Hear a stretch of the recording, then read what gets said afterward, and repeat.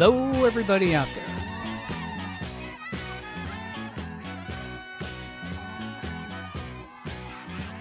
Gotta love that music, eh? Just gotta love it. Okay. I was working late the other day on a project, in fact, last night, and all of a sudden Skype started to explode with a whole bunch of people getting on. Oh my God, John, you gotta get on the air. You gotta get on Skype. So I went ahead and I jumped on Skype. And there was a lady there with some information. I won't give out her name, but we're going to have her on the show here exclusively. I might also add that we're going to have a meeting tonight. Not we, but a company is going to be involved in Odessa at the Elegante Hotel at 7:30 to learn about water. Water can change your life. You know this is true because you've seen these old Western movies where you've got the cows, which are cow skulls right next to some water. Well, that's because they drank the water and they died. Well, the same thing can be happening to us. So learn why, learn how, and learn how to avoid it. That will be tonight at 7:30 at the Elegante Hotel. Now, back to my other story on Skype. Now, this was a lady that all kinds of stuff was going on, and you know, there's 15 windows open, you're trying to contact a bunch of people, and it got kind of messy. So I backed out of it a little bit, talked to a few folks later, and afterwards was given the name of the lady that everybody was all abuzz about. Well, I just got done talking with her a little bit ago, and it seems she has quite a story to tell. They have filed a lawsuit in Dade County, Florida, against Obama, David Rockefeller, Henry Kissinger, DuPont's, the pharmaceutical company Baxter, Monsanto, and many other companies, including our former President Bush. And the charge is conspiracy to commit mass murder. Now, sounds amazing, doesn't it? But she has compiled an amazing amount of information, and this is basically based on the swine flu shots. Apparently, Baxter has been running around in different parts of the world saying, we're going to give you our vaccine so you can test it on your homeless. And people have. From a number of countries have tried it, and she will give the full story. I don't know the whole story, so I'm not going to, but some countries tried it, and it killed their homeless people immediately. They gave it to babies. The babies died. And this is the same virus that they want to give everybody starting next month in Rochester, New York. Now, why is this significant? Well, for a long time we've heard, and you can pull up documentation on this on your own, but you can go to WINR, the news section, and find some links on there that may still be current. There's way too many people in the world, according to some. I disagree with this. I have read that you can put everybody in Australia, in the whole world, you can put them in Australia, everybody, and you can all have an acre of land apiece, and there would be room to spare. But some people think we're too crowded. Maybe too black, maybe too Hispanic, maybe too messy. They want to get rid of us. They fluoridated our food. Can anybody raise their hand and say, I know why they put fluoride in candy bars and baby food? Babies don't have teeth. Do you know why they put fluoride in bread? Raise your hand if you know. I would like to find out. There is absolutely no nutritional reason to have fluoride anywhere around, nor has there ever been any medical proof given that fluoride is good for your teeth. Not at all. Nothing. Well, anyway, this lady has got a lawsuit. And what's happening in Rochester, New York, coincidentally, is that there's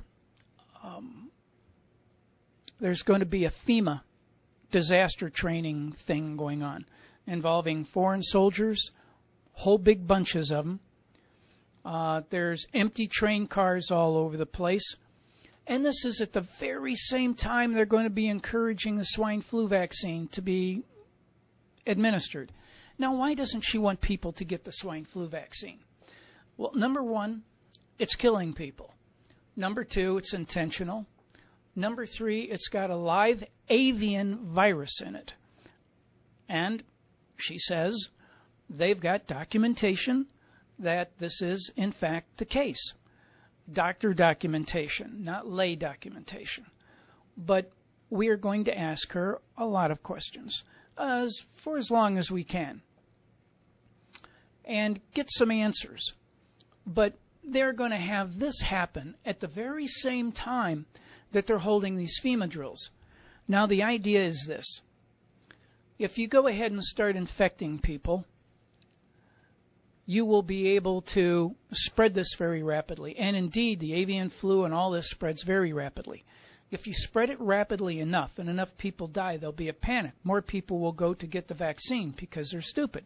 I want to be protected from this. So they go get the vaccine. When they do, they get sick. If they don't, possibly they can get sick, or they can be real smart and take some alternative measures and never have to get the vaccine. It's not a dangerous thing to get if you know what you're doing. I guess that's the trick. You've really got to know what you're doing, and you've got to believe what you're doing. If you don't know how the human body works, then you're really going to be in trouble. So her idea is that they are going to have all these soldiers, all these people, everybody's going to be ready. People are going to be given the swine flu vaccine. They're going to be spreading it around like wildfire. People are going to be dying left and right. They got these train cars here with the plastic linings in them. Put the bodies in or put people in. If you don't take the swine flu, then they're going to ship you off to a camp. Sounds amazing, doesn't it?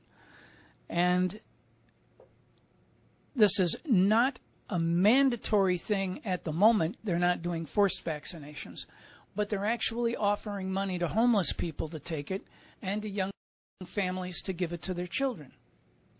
Well, all this is going to lead to something bad. And I just see it coming because something has to happen fast. You've got Fox News now talking about Obama's birth certificates. There are town hall meetings going up in total chaos because some congressman shows up and they say, we want proof of Obama's birth certificate. Here's mine. Where's his? Every soldier that he's commanding has had to offer up a birth certificate to get in to have the right to serve. Now there's some kind of a law that's on the floor of the Senate somewhere that says, well, in the future, we want to make sure all presidents submit their birth certificate. My question is, since when haven't they been having to do that? My question is, why has Obama been exempt from that?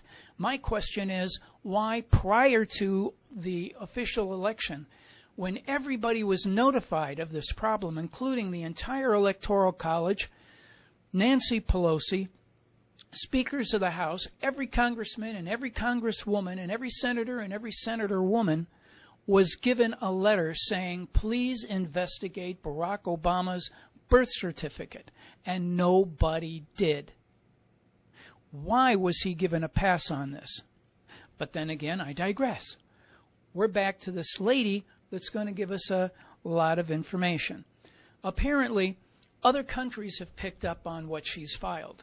And what they're doing now is they're investigating.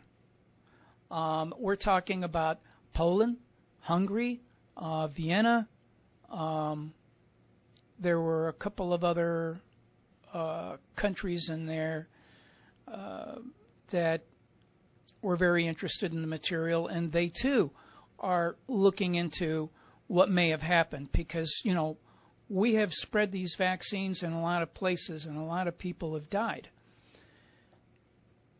So it's being looked at by them. It's being looked at by the CIA. Of course, that's in this country, so probably nothing will happen. And it was filed in Dade County.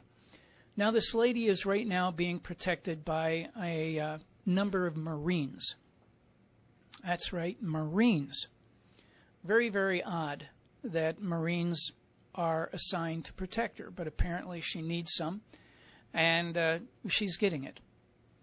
We will talk in depth with her tomorrow, and I invite you all to show up and listen. Well, it may not be tomorrow. We'll put on the front of winr.us, we'll put when that time will be there. And you'll be able to listen to and hear the live show.